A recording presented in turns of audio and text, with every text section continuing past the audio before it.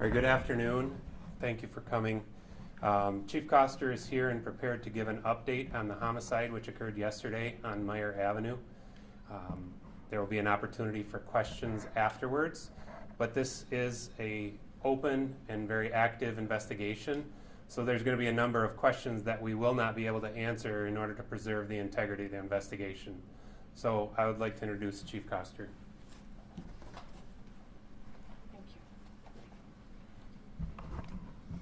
Well, it's very tragic circumstances that bring us here today, but I think it's important that we keep our community informed. On behalf of the men and women who work at the Wyoming Department of Public Safety, we first want to offer our deepest condolences to the family of 2-year-old Khalees Lynn Parks, who was senselessly killed yesterday. At approximately 6:20 p.m. on February 9, Wyoming Police and Fire responded to a residence in the 2400 block of Meyer Avenue on the report of gunfire. When officers arrived, they found that 2-year-old Khalees Lynn Parks had been struck and killed by a round fired from within the home. Officers discovered that an adult male who is related to Khalees was also inside the residence and had sustained what we believe is a self-inflicted gunshot wound. The male suspect was transported to a local hospital and remains under police guard. He is expected to survive, and we anticipate that he will be arraigned tomorrow. The weapon involved in the incident has been recovered. I just want to say one of our goals as an agency is to reduce gun violence. This is one of the most tragic examples of gun violence that I have ever seen in my career, and it's absolutely heartbreaking. I'll take your questions. Can I ask, the suspect has been identified on social media as the little girl's father. At this point, because arraignment is pending probably tomorrow, we're not going to make any statements as to his identity. And if he's being arraigned tomorrow, would he be arraigned in the hospital? Is that how that would work? Or is he in good enough condition to be transported to jail? I'm not exactly sure what his condition is. I would imagine that they will facilitate arraignment in whatever way it has to be done. Any idea what led up to this? At this point, again, it's an active investigation. We're not going to discuss what would motivate somebody to do something as senseless as this. Any history in that home or any history of calls involving like domestic violence there? We had no previous calls for service at that address, but it's my understanding they had only lived in the home for 3 months, I think. So. Okay, lived. So did she live in that home? Khalees did not live at the home, but there were 2 of her family members that did. Chief, were there other arrests last night at the scene? Some neighbors said they saw some other people being arrested besides the suspect that were here. We have not made any other arrests in this case. Perhaps we had to detain other people that were in the home, if that's what I would just clear up. So how many people were in the home when this happened? It's my understanding there would have been a total of 3 in the upstairs. And how many shots fired? No, just the 2?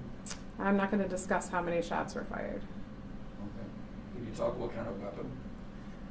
Again, because of the investigation and the pending charges, I don't want to go into the details of some of that.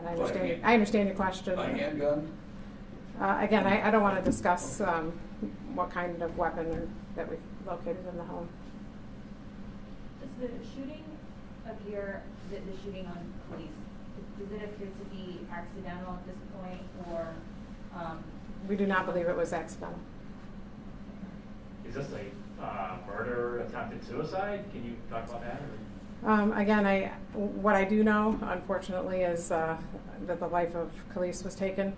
Outside of that, what the motive was for the shooting or for the inflicted gunshot on the suspect, I can't necessarily speak to that.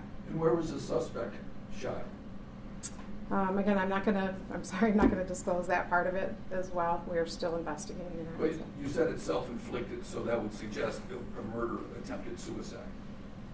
Would that be yes. a correct assumption? Yes, okay. we believe it was self-inflicted, so. Okay. Yeah. Can you give the age of the other? I mean, I'm not sure are you able to give the ages of everybody? I mean, we know the one is 2 years old, but the man and. You know, the third I'm not person. exactly sure of the age of the suspect. I don't know. What hospital is the suspect in? I am told a local hospital, so I don't have that information. And he remains under police guard. Yes. Can you talk about the circumstances where you would have someone under police guard? Why do you do that? Well, obviously, he poses a threat based on his actions. He poses a threat significantly to the community, so it's important that we are there to make sure that he doesn't leave the hospital. He's in our custody and will be taken to the jail as soon as he is able. Are you aware of any criminal history involving your suspect? It's my understanding he has multiple serious felonies, violent crimes, I should say. And he was on parole. He was not supposed to have this firearm. That's correct. Due to the fact that he was on parole and has previous convictions, he would not have been able to legally possess a firearm. Can you say if that firearm was under somebody else's name? I don't have any information on the weapon itself.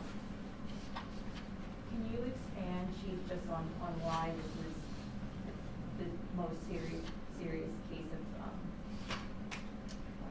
just what you said? Yeah, I think you can't get any more innocent than a child. And so when an innocent child's life is taken, I can't think of a plausible reason for that to occur. And so, you know, it affects all of us. Our officers have kids, our firefighters have kids, and so when we see a tragedy like that, you know, it shocks our senses. Can you talk about what room in the house this happened in? It was in the upstairs of the home, and it was a 2-unit residence, so I can't go into details on exactly where the shooting Can't see where occurred. there's living room, bedroom, shouldn't see bed, anything like that. I'm not going to talk about the positioning of people or where they were due to the investigation. We want to make sure we don't do anything to impact the investigation, the outcome of it, so I hope you understand. Kim, just so I'm clear, there's 3 people in that apartment, is that correct? Is that what you're saying? Yes. The child, the person who had the gunshot wound, the self-inflicted, and then another person? Yes. Yes. Is that third person the a child or an the adult? third person was in a separate room from where the incident occurred. Okay. Were they an adult or child or the third? I don't want to disclose that right now, but they were in a separate room. Have you already sought warrants against the suspect? Our detectives have been in communication with the prosecutor. I believe that they have a meeting coming up shortly, and they will be discussing the case to determine what the appropriate charges will be.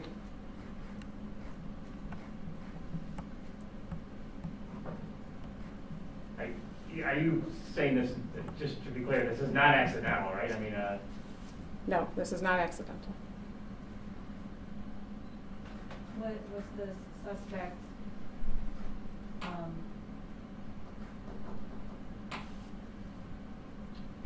doing something with the fire, like, I don't know, playing with the firearm beforehand, or you can't? Yeah, again, I can't go into circumstances surrounding what actually happened in the room other than the outcome. Have you gotten any statements? Was the suspect in any position to make any statements? That is definitely one thing that we can't discuss. That would not be good for the investigation if we talked about anything in those lines, so I'm going to have to decline to answer I'm that wondering if question. he was even able to communicate.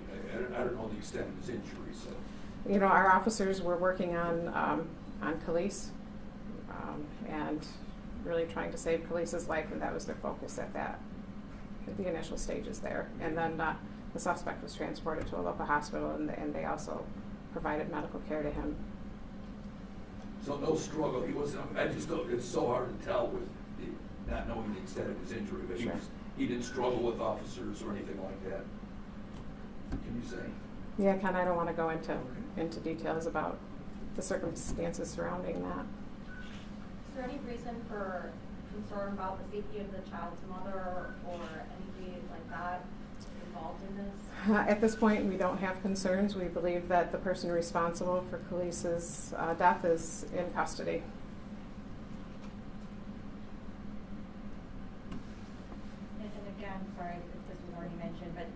mom was at work, is that right? Like, what were the circumstances as far as why the police was there at the time? Sure, our investigators are looking into all of that, talking to everybody that was involved, that was there, that was not there, but a part of Khalees's life. So the investigation is extensive, but I wouldn't be able to answer those questions in terms of where other people were at the time. I can't remember if it was asked, but did mom live at that home? Mom did not live at the home. Did any of the gunfire strike or go into another apartment in the home? Was anybody hurt? Anybody was hurt? Yes, a round entered the apartment beneath, and that is where we received the 911 call from a resident in the lower unit. They called 911 when the round came through their ceiling. Is it hard knowing that the innocent victim in this case is the deceased one? We've got a suspect who's alive in the hospital. Well, it's just hard knowing that a 2-year-old lost their life. So it's hard to weigh, one person over another. Today, our focus as an agency is on the child and making sure that, even in talking to you, that we maintain the integrity of this investigation so that whoever was responsible for this is brought to justice. The suspect lived there, I guess. That was his residence? Yes, I'm sorry. All right. Mhm. Was he under the influence of anything? I don't know. Sorry. The resident who called 911, were they injured by that stray bullet at all? No, it's my understanding there were no injuries there. Does the suspect, never mind, sorry. Any other questions?